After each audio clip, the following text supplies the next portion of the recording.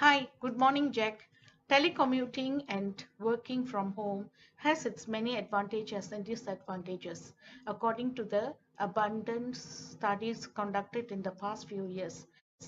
With today's communication technology improving exponentially, telecommuting can be done at ease with as much or more efficiency as compared to being based in an office environment. It gives me the freedom of choosing where, when, and how to work and complete my given task. In the course of this presentation, I will be weighing the pros and cons of telecommuting with regards of my proposal to work from home 4 times a week and returning to office once a week for team meetings. As published in Forbes Lobbyr 2017, mentions that in the United States, telecommuting is the solution to the loss of productivity as it eliminates workplace distractions, aids in a healthy lifestyle, and more. I will be explaining in detail the correlation of telecommuting to an employee's productivity in our field of telemarketing. As telemarketing holds different job requirements as compared to a desk job, I will be describing the pros and cons with reference to it.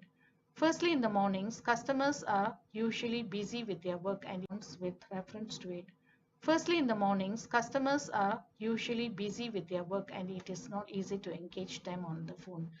This defeats the purpose of me reporting to work at the same time as office going professionals. Even if I am able to engage a customer on the phone, they would not give me sufficient time to explain the product to them, and this is understandable. Some customers may get angry for calling them while they are busy working and reject straight away by saying that they are not interested.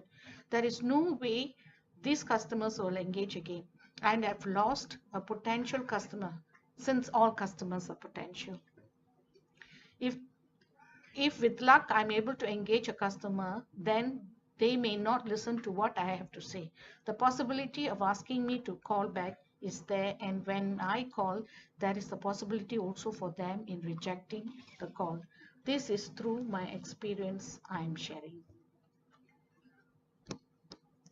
Secondly, another aspect I would like to bring to attention is when working in office can cause physical disturbance, like for example, interference from colleagues. According to Hamilton, 1987, study shows that telecommuting from home in a quiet environment produces the same results as working at an office, but in a shorter time compared to working in an office with distractions.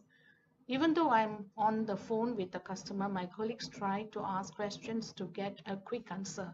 Some telecommuting staff have a tendency to talk loud on the phone to their customers regardless of others working around them.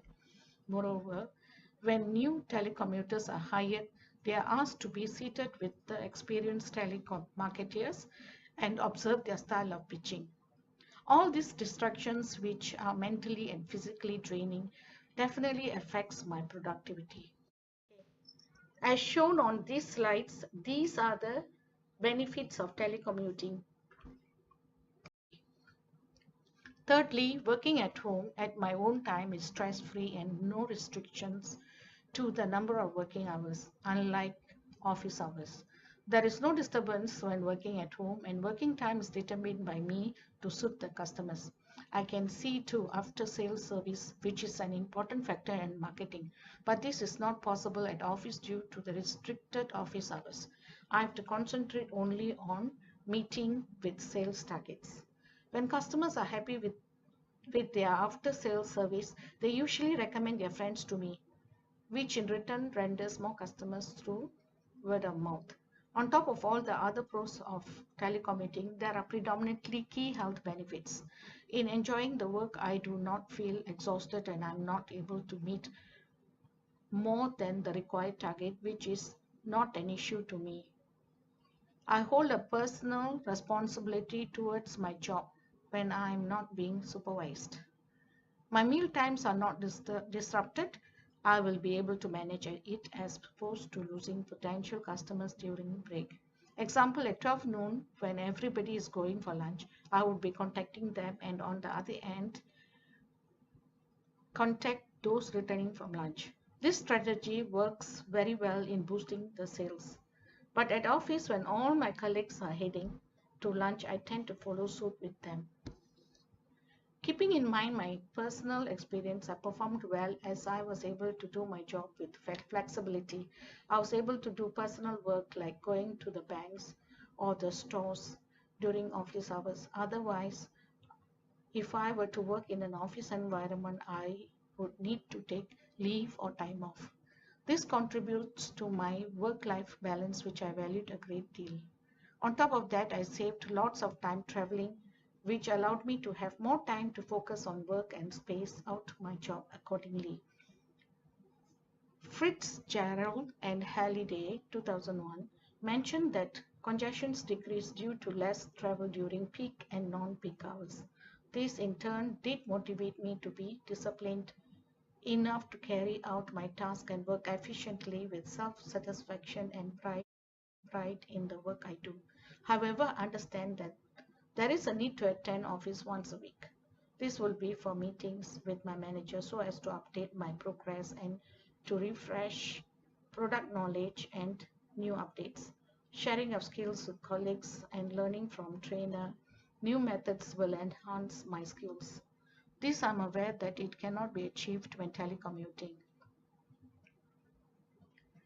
One of the key factors on why you should consider this proposal is that money will be saved in terms of space, rental, and also other utility bills. One company has records showing that it had made a saving of $80 million in 1994 in office rental. Piskovich 1996. Here is the overall comparison between office work versus telecommuting. I hope you will take into consideration the success at my previous job that I held while telecommuting for work. Thank you for Thank you for giving me the opportunity to give my proposal, and I will be awaiting your favorable response.